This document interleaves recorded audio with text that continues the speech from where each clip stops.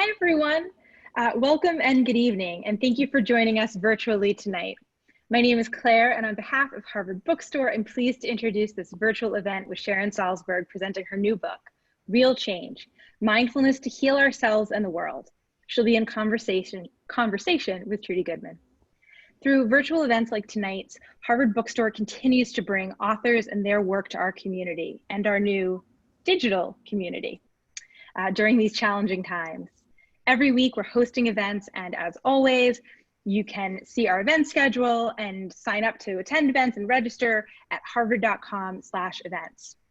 And there you can also sign up for our email newsletter and even browse our shelves from home. This evening's discussion will conclude with some time for your questions. If you have a question for our speakers anytime during the talk tonight, just go to the Q&A button at the bottom of your screen and we'll get through as many as time allows.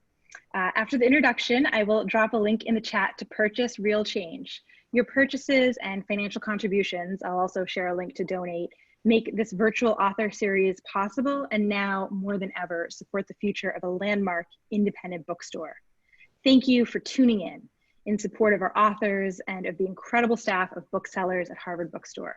We sincerely appreciate your support now and always. And finally, as you may have experienced in virtual gatherings these last few months, technical issues may arise. If they do, we'll do our best to resolve them as quickly as possible. Thank you for your patience and understanding. And now I'm pleased to introduce our speakers. Sharon Salzberg is a world-renowned teacher, a best-selling author, and she has played a crucial role in bringing meditation to mainstream culture. She's been teaching since 1974, and she's one of the central figures who brought meditation and mindfulness practices to the West. She's the co-founder of the Insight Meditation Society in Barre, Massachusetts, and the author of 11 books, including Loving Kindness, Real Happiness, and Real Love. She teaches and leads retreats around the globe and hosts her own podcast, The Meta Hour. She'll be joined in conversation tonight by Trudy Goodman. Trudy is a Vipassana teacher and the founding teacher of InsightLA. She leads retreat centers around the world, including Spirit Rock Meditation Center, Insight Meditation Society, and the Big Bear Retreat Center. They'll be discussing Sharon's latest book, Real Change. Here we are, 6 months into social distancing, our daily lives remade by the pandemic, and in the midst of a profound reckoning around racial and social justice. In our lives, there has perhaps never been a moment that has required us both to find our own center and continue to engage with the world. It is a moment that calls for a book like Real Change. In it, Sharon reminds us that meditation is not a replacement for taking action, and that compassion can lead to mindful change for ourselves and our society. Publishers Weekly says Real Change is an earnest call to put compassion into one's social and political life. Through interviews with activists, lawyers, community organizers, artists, and philanthropists, along with meditation practice instructions, Salzberg teaches readers how to transform feelings of stress or anxiety into catalysts for change and encourages reclaiming one's agency and connecting with others who are engaged in social activism. And so now I'm pleased to turn things over to tonight's speakers. The digital podium is yours, Sharon and Trudy. Thank you. Trudy, I'm so delighted that you would come. I invited you both because I love you and I haven't seen you in a long time, and also because in the oddity of this sort of virtual world, I kind of keep landing myself geographically, like I'm going to Cambridge tonight to go to Harvard. And even though you live in LA, now I associate you so much in a way as being this fabulous psychotherapist in Cambridge. So I thought, oh, that's the obvious person to ask. We'll go to Cambridge together. Thank you. I love Cambridge, and it still feels like home. And also, I just want to put in a little shout out for the Institute for Meditation and Psychotherapy that I co-founded when I lived in Cambridge, because, and I'm still sort of entitled the guiding teacher for it, even though I live in LA now. But that organization and what it is dedicated to, that interface between psychotherapy, between healing and meditative practice, is so much what I think your book and this evening is about. So I'm really happy to be here with you. And especially since I missed you last week in LA. Yeah, I never leave this chair, but I kind of went to LA on Saturday I know. The week before, I went to Berkeley and DC in the same day. Yeah, we can teletransport ourselves now. Yes, indeed. I used to read lots of science fiction, and I always wished we could do that, but I'm sorry it has to be for this reason. So you're in Los Angeles, you're safe. The air is okay to breathe. I'm safe, I'm here. And you know, the air is okay today. We have fires around us as well, not dramatic and huge yet. Hopefully it won't be. Oh, there's one, the Bobcat fire, that's pretty out of control. So our air fluctuates, whether it's good or whether it's bad. And I'm just grateful for the days when it's good and we can go outside. And it's made me appreciate breathing and breathing clean air so much in a way that I never did before. It's just something we take for granted, like our breath itself and the capacity to breathe. Yeah, no, it's true. Maybe. When I, in teaching gratitude reflections, which are commonly done, where you think about 3 things that you feel grateful for from the day, maybe you write them down. And for years, I've been saying kind of sarcastically, and one of them can be that you're breathing. Like, it doesn't have to be big. It doesn't have to be magnificent. It doesn't have to be grandiose, but it's feeling kind of big right now, Yeah, it is, and I also just want to tell everybody, whoever may be with us this evening, how much I love Sharon's new book, because this book, Real Change, it answers a question that I hear over and over from people in teaching. Well, also when I'm not working as a psychotherapist anymore, but I did that work and loved it for at least 25 years in Cambridge. And it's this question of, how do I stay connected to my heart, to compassion, to being aware of what's going on in the world and be informed without just drowning in despair or sadness or sorrow. How do I work for change in the world and face the suffering that I want to help alleviate without, and still protect my own heart? This is such a huge question, I think, for all of us, even just from reading the news. You don't have to be an activist out on the front lines of suffering in our society. But I really feel like your book speaks to this and so much more. So I don't know if you want to say something about your book, but I'll talk endlessly if you don't. No, that's great. That's actually quite nice. But thank you for that. I, as you know, I wrote the entire book except for the new preface before even the pandemic, and the effort was, one's effort in writing a book is always to be relevant, but also kind of timeless, because you don't want people to say, oh yeah, that was that was 2019. It doesn't make any sense anymore. But then, circumstances were so extreme. And it was actually this friend of mine who was reading the book for an excerpt for something. And he said he kept reading the examples and thinking, that's what made you anxious? Wait till you see what's coming. So hearing that, I went back to the publisher, because the publication was delayed from June to September. And I said, would it be okay if I wrote a preface to just sort of try to contextualize some of this? And they said yes. And then they gave me a certain period of time, then they took away a month of it. So I, pretty quickly wrote the preface. And then, but things kept changing. And then there were demonstrations, and there were marches, and there were protests. And I thought, should I go and ask if I could write an afterword? And I thought, no, it's just it stands on its own. And I've been so moved to hear from people that it is relevant and that it's helpful. And I knew some of the themes were clearly what we're grappling with, like how to move from anger to courage, and how to move from grief to resilience, and how to remember to take in joy. And we can talk about all of this because it's really interesting. And then I realized that somebody said to me, I have the book here. This is the book.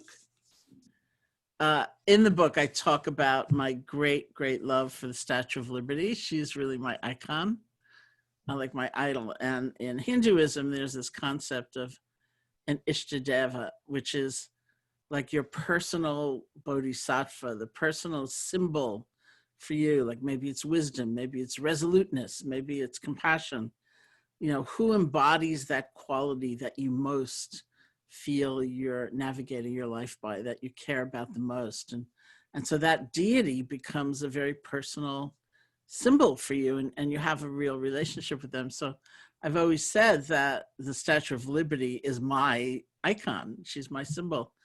It's that sense of welcome, of course, and you belong, even you, that no one else wants, you know, even you belong. You have a place. It can be here.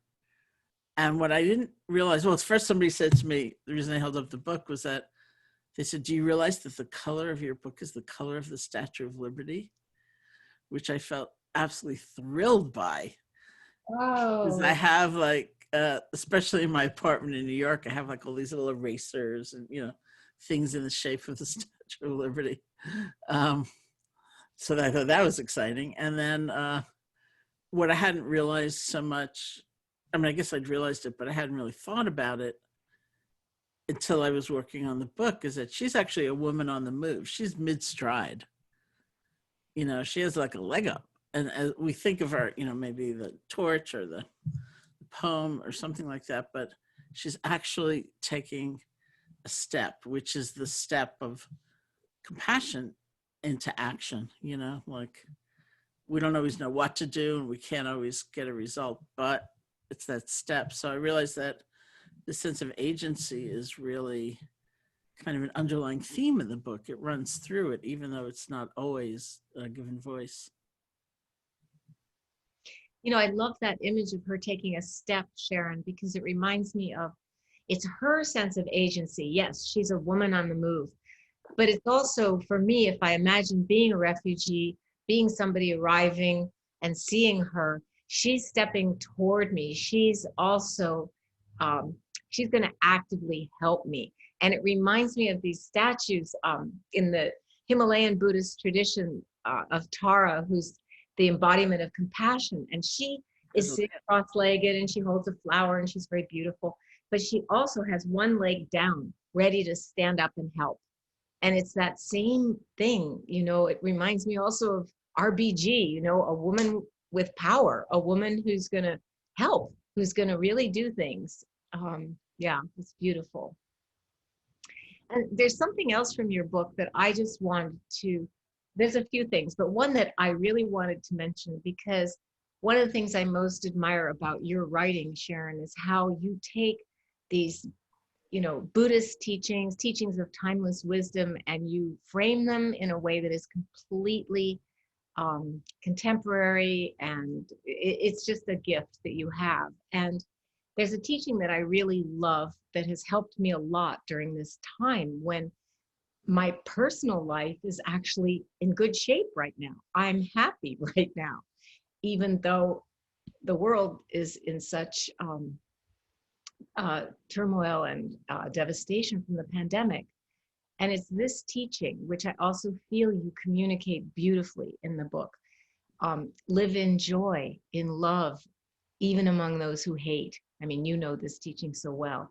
Live in joy, in health, even among the afflicted. Live in joy and peace, even among the troubled. Look within and be still and, you know, free your heart.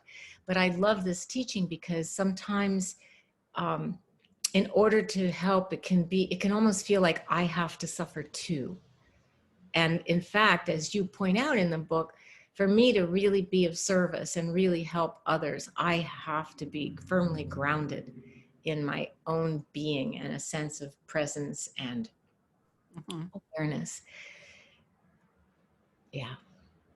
Yeah, well, I mean, I think that, you know, there's so many levels to that. It started for me, I think, in my first acquaintance with the Buddhist teaching, where even though there's, of course, so much emphasis on suffering, which in so many ways is an undeserved negative take on Yeah. Buddha, you know, but it's really more about the truth that everybody is vulnerable to pain and to loss and so on, even though we don't share the same measure of pain and we don't suffer all the time in that overt way.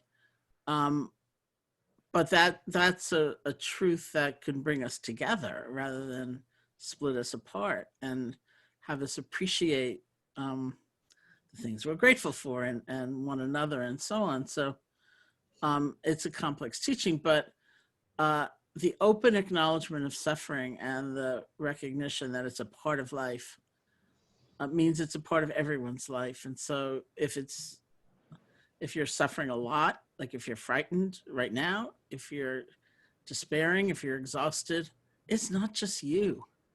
And that extra thing we do of adding isolation, I mean, we're isolated physically anyway, but that sense of it is just me, and it's something I should have been able to prevent. It's something I should have been able to control. We don't need all that, that's like extra suffering. And yet, one of the things that was always important to me once I came to understand it was that when the Buddha talked about facing suffering, it wasn't for the sake of suffering. Like, suffering itself is not redemptive, it's not the point.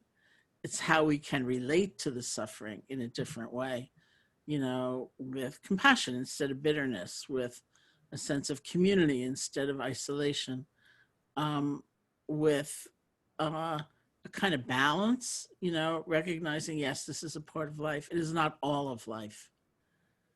And so it's how we relate to it. It's like almost like the space we can create around it. And that extrapolated for me into action as well, and partly why I think I got very interested in people working to try to create change in the world, was because I've spent so much, as have you actually, of the last several years working with caregivers, people who are on the front lines of suffering. I know some of the work, maybe you could describe some of it you've done in the VA and things like that, or the work I've done with international humanitarian aid workers, and these days, frontline medical personnel and so on. And I saw so many similarities. It's just as you described, it's like, for all this world rightfully talks about the need for empathy training, like we need a lot more empathy in this world because it's kind of a cold, cruel world. In fact, there are a lot of people with a lot of empathy. They really care. They really see it. They're sensitive, but they're burning out anyway for other reasons. Some of it is, for some people, an imbalance in, say, loving kindness and compassion for themselves. For some people, it's not having a clear enough set of limits, like feeling you're responsible for everything. There are many factors having to do with wisdom and balance and compassion and equanimity and all of that. But that really fascinated me because we need these people. We are counting on them every single day to provide some kind of service. And what's the story, like what's really happening? And I think that was a big part of what drew me to write the book. Yeah, no, that's beautiful. There's so many things in the book that I resonated with, particularly what you were just talking about, that sense of, I have to do everything. Somehow I carry the world on my shoulders. I mean, it's very narcissistic when you think about it, but it's easy to fall into that, especially as a woman, I think, after millennia of conditioning to take care of others and put other people's needs first. And I know, yes, meditation helped with that, but Al-Anon helped a lot with that too, in my life, a lot, with understanding those limits. And I think some of the things that you reframe, like that pain or that heartbreak that we feel, that tends to make it hard to stay open and empathic. People are saying, I'm an empath, I can't read the news. But the reframe, seeing that very pain as a tribute to how much love, how much caring there is. And that brings courage, that brings energy. Looking at it that way. Yeah. So, yeah. And there's, there are reasonable limits, I think, on for any of us to really explore, and they won't be fixed. They may shift all the time. But when you said that just now, I thought about not too long ago, I was interviewed for the New York Times, and the theme was doom scrolling, which was a word I'd never heard of before. I didn't know what it meant. But I've I thought, heard what a it. fabulous word, you know? Yep. And it turned out one of our colleagues had actually recommended me to the journalist. And then when the article came out, I noticed she was not in it and I was. And then I thought, why did she recommend me?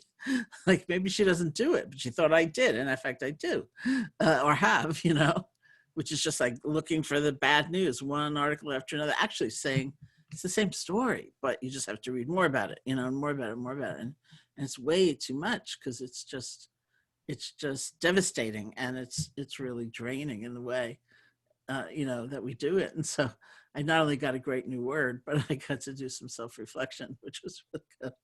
Yeah, no, I can get caught in that too. And I think, and some of that, another shout out I want to give is for this wonderful, wonderful documentary called The Social Dilemma, which shows that these habits like doom scrolling actually are fostered by our technology, which is trying to keep our attention any which way it can, because that attention translates into dollars.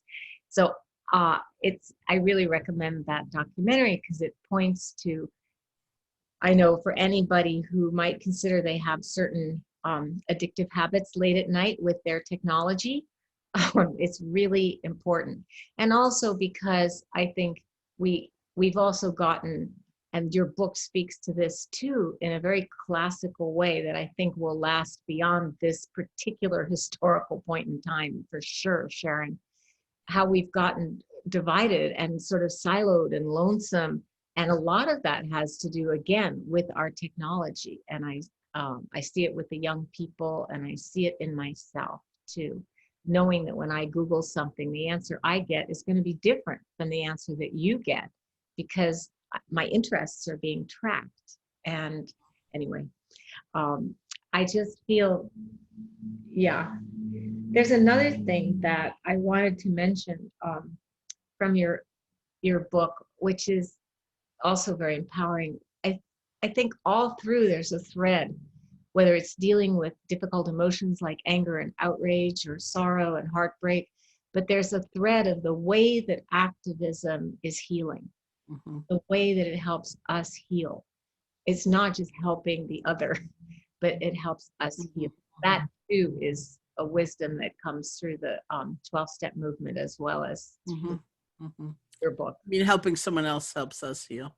Yeah. Yeah.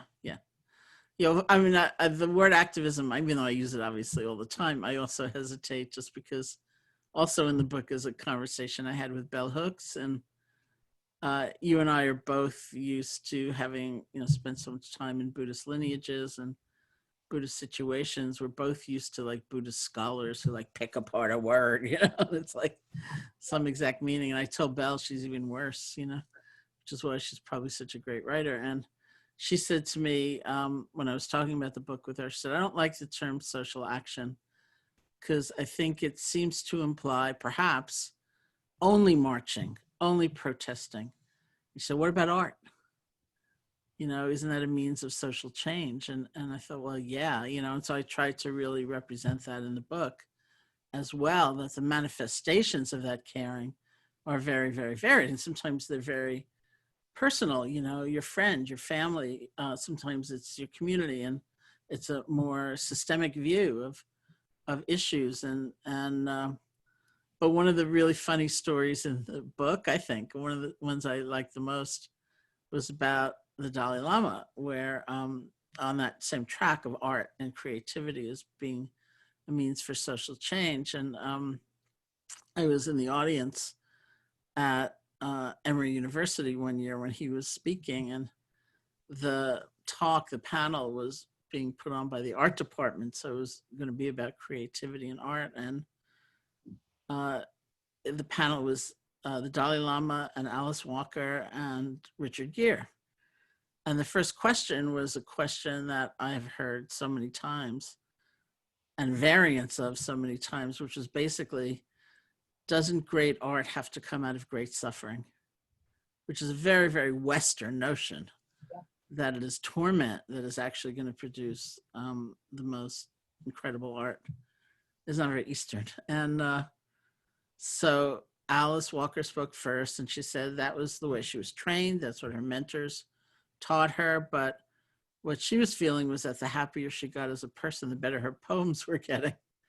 And then Richard Gere talked about having been a very angry young man in his youth and all that. And then the Dalai Lama had that look on his face, which he gets when he doesn't quite understand why someone's asking that question. Like, it was like,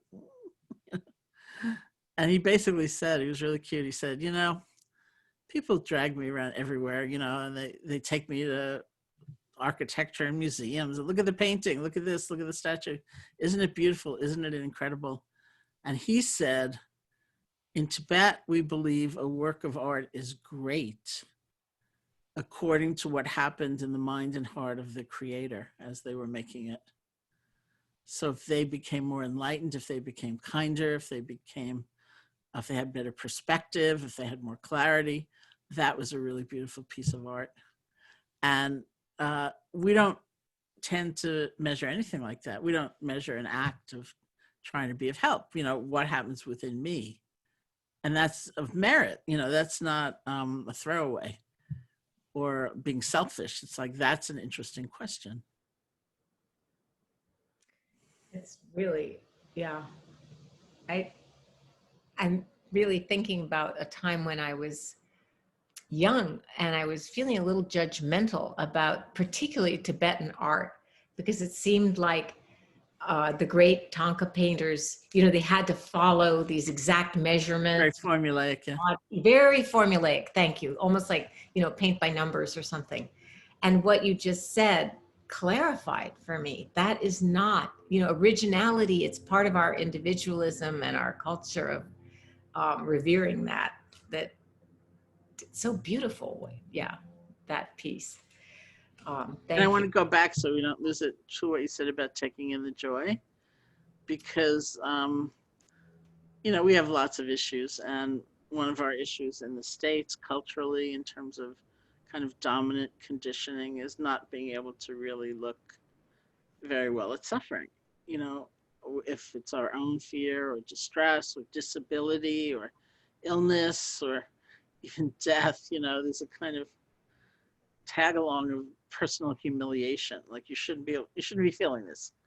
You should be beyond this. You know, you should be in control, basically. And so then we tend to add qualities like shame. And if it's someone else's suffering, you just rather not have to see it, you know, and like, let's put them somewhere else.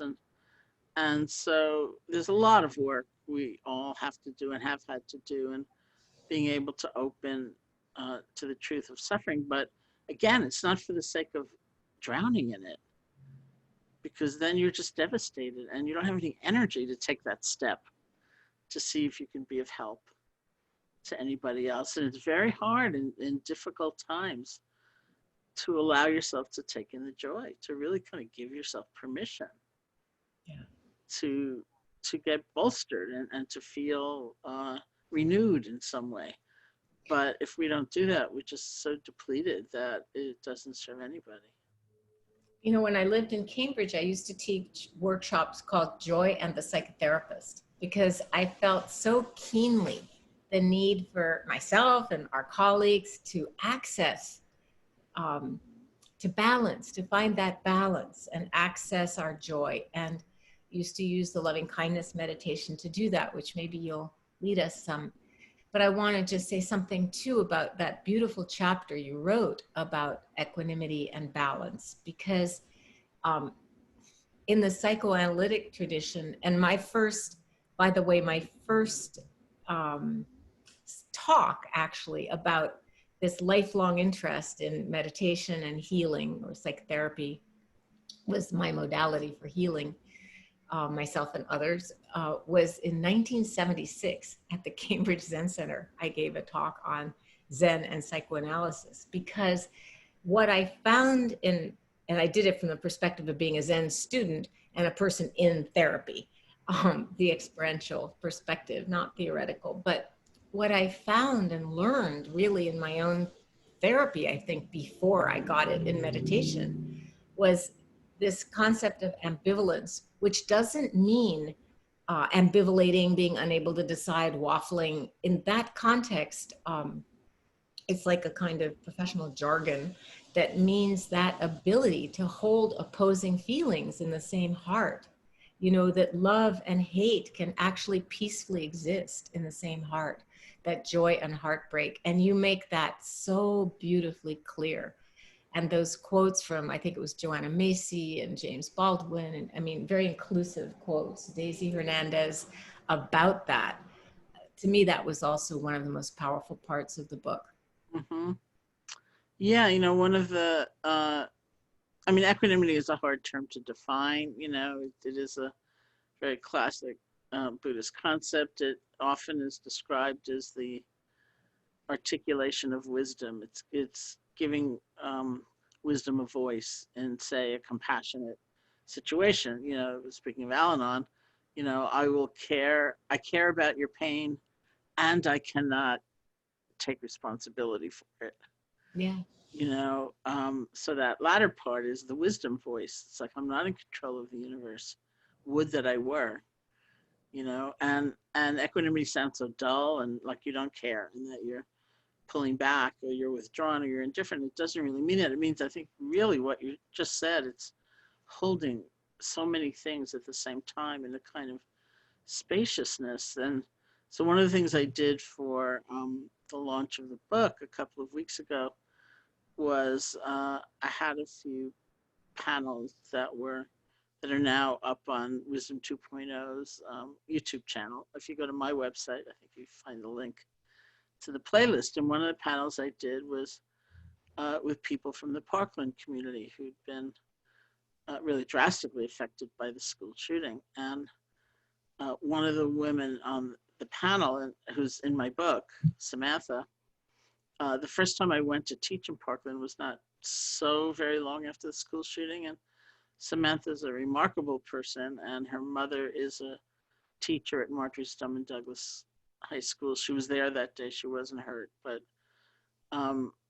Samantha got very involved in helping the students lead marches and do things like that. And she's really a remarkable person. And so the first time I went there to teach, we had a day retreat, and she raised her hand and she said, I feel really weird because I'm having this incredible day. I'm learning all these tools. It feels like so amazing. And I know the only reason this is happening is because that horrible thing happened. And I don't know how to get over that in order to really appreciate this. And I said, I don't think we ever get over it, really. I think we learn to hold them both at once. Yeah. So when I did the panel with her just the other week, and I said, do you remember that exchange we had? And she said, not only do I remember it, I think of it every single day. She said, that's equanimity. And I said, yeah, that's equanimity. She talked about the yin and the yang, you know, with the darkness in the light and the light implicit also in the darkness. And it was really an amazing conversation. And I think it's exactly what it's a very mature mind that can hold it all at once. And it's what we really need. We need some perspective very badly. Yeah, and maybe that's why this for me is a more joyful time of life, of just being a grandparent. And you use that example, you refer to, that's the classic example that's used, you know, that the grandparent, the example you use in your book is the child who breaks their shovel, and the grandparent can, you know, actually has some wisdom about the importance of the broken shovel. Because they love the child, they care about that child's pain. But because they've lived a whole life, they have perspective on just how important that's going to be in the course of that child's hopefully long life. And I think that too is something that, you know, the wisdom that just comes from our willingness to experience life fully. And equanimity, the word is very dry, but the experience is so alive. It's so alive because it's true, because reality isn't one-sided. It's in the round. So you want to do some practice? Yes. Will you lead it? Sure. Do you had a personal request for loving kindness? Was that? Well, I just, whatever you feel goes best with the book. Well, there are lots of mindfulness Lots of exercises in the book. books. There are lots of loving kindness exercises in the books. We'll do I- some loving kindness. Yeah, a loving kindness one. Okay. Um, so if you all just want to be comfortable and sit, if you can, with your back straight, but not stiff and uptight. You can close your eyes or not. This won't be very long. Loving kindness meditation is a particular meditation technique. I'm sure some of you are familiar with it, which is a practice where we rest our attention on the silent repetition of certain phrases. And the phrases are a way of paying attention differently. So when we think of ourselves, for example, we're in the habit of pretty well only thinking of our faults and how bad we are and the terrible mistakes we make, we're going to wish ourselves well. Like, may I be safe? May I be happy? And when we say may I or may you, people always say to me, who am I asking? We're not asking anybody. It's gift giving. It's offering. It's like you hand someone a birthday card and you say, may you have a happy birthday. May you have a great year. May you be safe. May you be happy. So we choose 3 or 4 phrases. We rest our attention on them. Our minds will wander, no doubt. You realize that, see if you can let go of whatever and just come back to what we call the primary object, in this case, the phrases.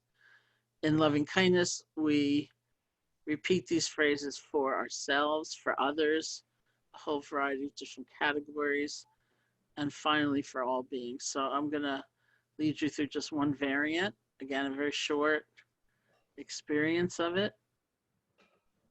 The world can use some love, so why not? So the first recipient is ourselves. As you sit there comfortably, if you have phrases you use, just keep on using them. Very commonly, people will repeat things like, may I be safe, be happy, be healthy,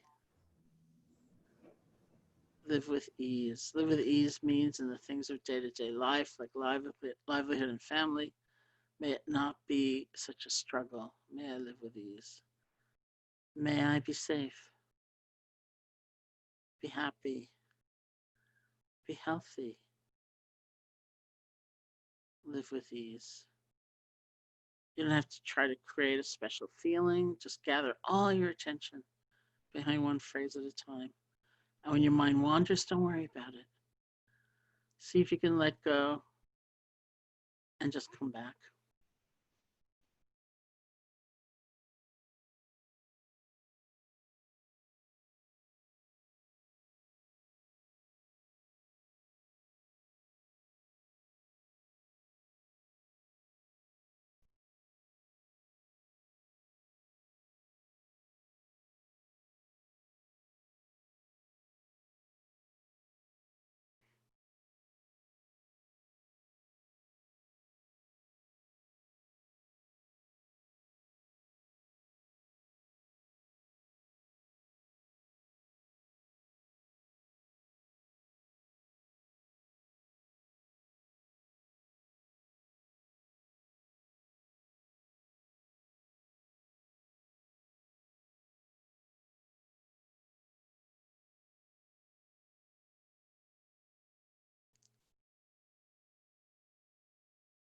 And see if you can think of somebody that has helped you. Maybe you've met them, they've helped pick you up when you've fallen down. Maybe you've never met them, they've just inspired you from afar. It's like an embodiment of the force of love for you. Could be an adult, could be a child, could be a puppy. If someone comes to mind like that, bring them here. You can get an image of them, say their name to yourself, get a feeling for their presence, and offer the phrases of loving kindness to them. May you be safe, be happy, be healthy, live with ease.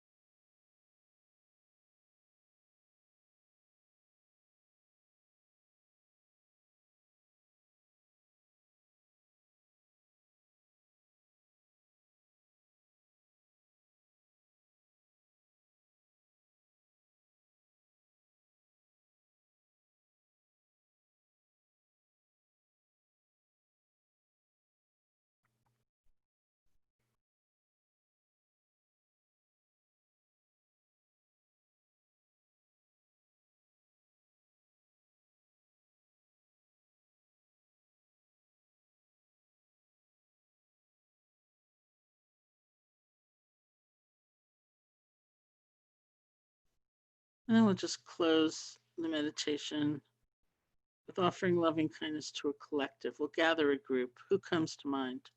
Friends, family, colleagues, puppies. Just see who arrives, and we'll offer loving kindness to all of them. May you be safe, be happy, be healthy, live with ease.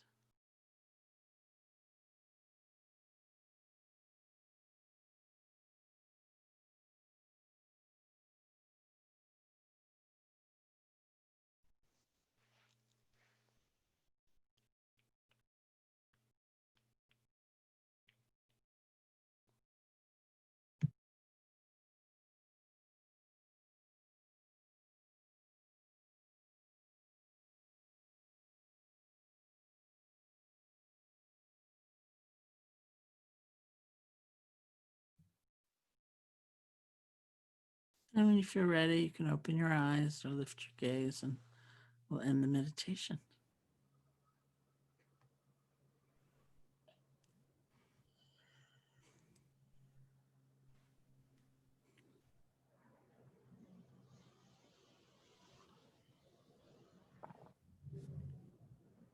So thank you for that. Thank you for that. So wonderful to pause in the middle of just the momentum of doing something, and even that brief pause, it is refreshing. Yeah. So we have a few minutes for questions now. If I see there is a question. put them in the Q&A chat, and we'll just chat about it.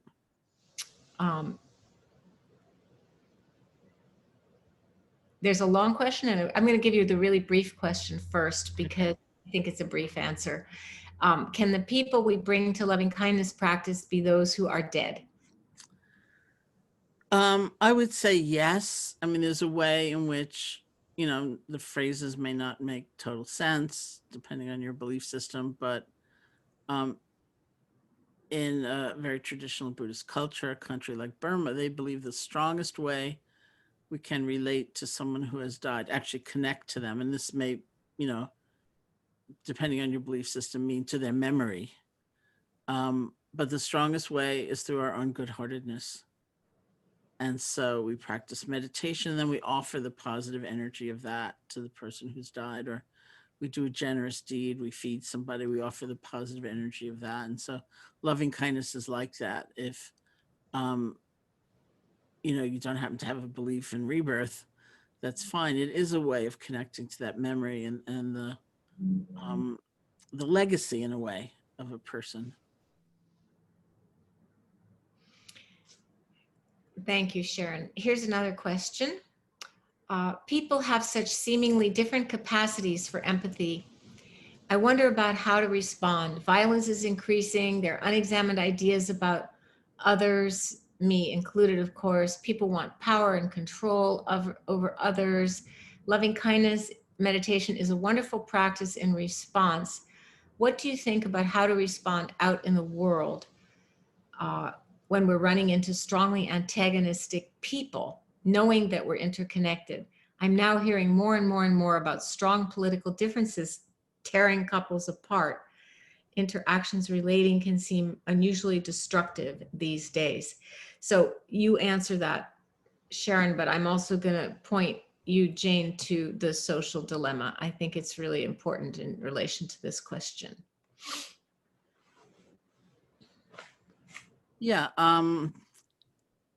I think there are lots of levels to that, you know, as well. I think that I don't think all views are equal. I think that not all viewpoints are equal, equally meritorious, and that we may not want to control somebody else, for example, but we may not want them having control over us, you know, and our choices. And so I think there are structures of society in place where we act, say with voting, you know, to make our voices heard, and we need to absolutely do that, and not to feel it doesn't matter, because it does matter. But the ways people are just beside themselves. I mean, there's so much profound disconnection, and there's the energy that just got manifested with people letting loose after being those who were isolated. Not everyone was isolated, of course. Many people were working, but I think we have to act, if we have that vision of interconnection, in a way that recognizes that actions are consequential and that our choices matter, and not just to us. And that if somebody is acting in a way that is really hostile to that truth, we don't have to hate the person. We wouldn't want to hate the person, but we also can be very clear about the action. I mean, I say all this in part because, like, I was about to do a workshop for like EMT workers and ambulance drivers in New York State. And I asked the organizer, what do you think would be most helpful if I talked about it? And they said, well, they see all these people walking around without masks and they're furious. They're just so angry. And I thought, oh, that's interesting, because if I were an EMT person, if I were an ambulance driver, I would think 10 more days. My life could be in your hands because you made that choice, and the choices that we make and how we are behaving, it's so clear that they affect more than just us. And not everyone buys into that. It's Trudy used the word individualistic early on this evening. It's a very, very individualistic proclamation. It's all about me. So I would say, it's a combination of loving kindness in your heart, so that you really are not enmeshed with that person in a way, and also clear boundaries, where you're going to put your energy, and what you're going to, who you're going to hang out with, and how you're going to be. I think that's very important. So here's one, Sharon, that I'm sure you get a lot. It's hard to bring people you strongly dislike into loving kindness. Any pointers that can help? Yeah, I mean, I think, first of all, it shouldn't be a struggle, because the instruction is actually to start with a more mildly difficult person, and not some kind of impossible person, like the person you strongly dislike right away, because we're also moving to an embodied understanding of what does it mean to say have compassion. And I think it will have a compassionate flavor to it. What does it mean to have a compassion for someone and realize I'm going to fight their agenda because I so strongly disagree? And what does it mean to have compassion for someone and for yourself at the same time? And what does it mean to have compassion for someone and realize I can't fix it? It's not in my hands. So all of those are places we go to. And I think we come to understand, even if we don't have the words for it. So it takes a while. You might start with a mildly difficult person. And but I do think that even those we strongly dislike, it is about compassion. It's like Arianna Huffington years ago, she talked about the difference between resume values and eulogy values. And I was just thinking the other day about, what would it be like to make choices in your life for disconnection, for separation, for harm, so that if your terminal illness was announced, all these people would rejoice. And I think, what a life, to come to that. And it's brutal to think about that.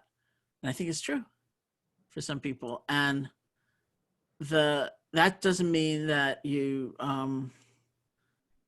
want to, be in that place. You do feel compassion for those choices and the smallness of that life. But that doesn't mean you just kind of give in, and you let anything happen. We do work. So you mentioned that suffering is not redemptive, but in grief over the recent loss of a parent, I'm experiencing suffering and sadness. Suffering in this sense is part of healing, isn't it? I think of it that way. Is that wrong? No, I don't think it's wrong at all. I think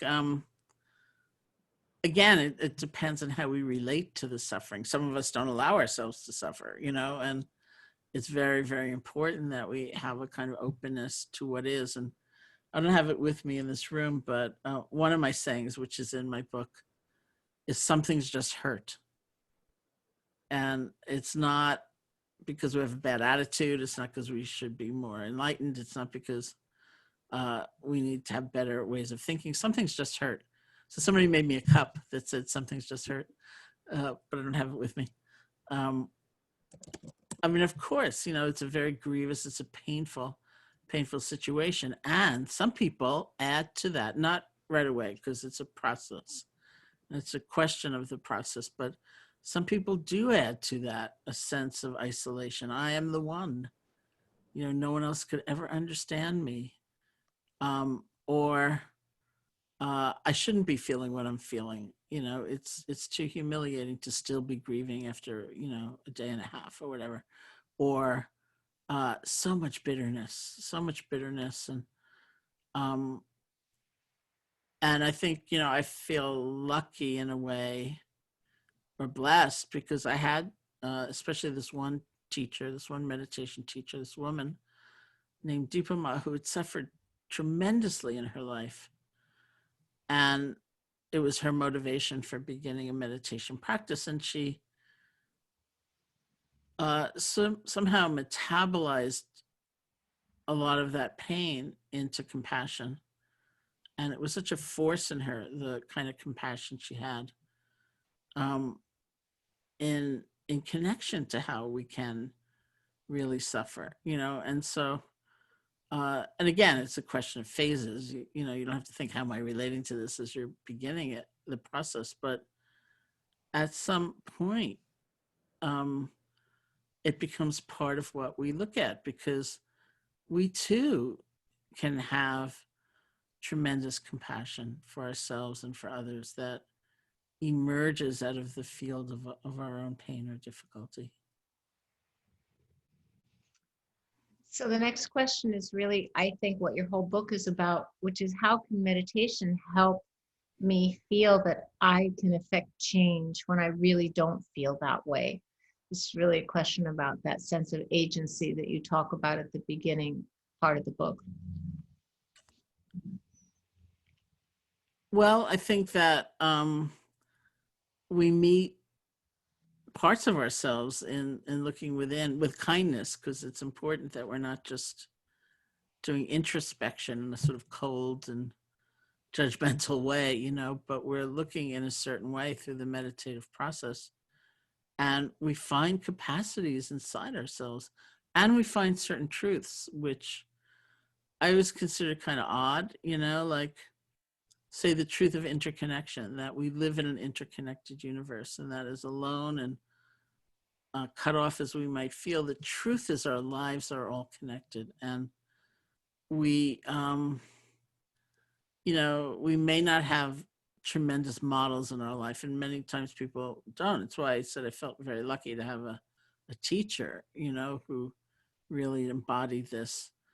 But we also ultimately find it inside ourselves. Like, I always thought it was the weirdest thing in the world that meditation, which looks like such a solitary activity, you might be all alone, your eyes might be closed, but it brings you to this place of such a profound knowing that we are part of a greater whole, that our lives are all connected. And it affects the way we make choices. It affects how we respond. It affects the way we speak to ourselves when we've made a mistake. And it just changes everything, because it's coming from such a deep intuitive knowing.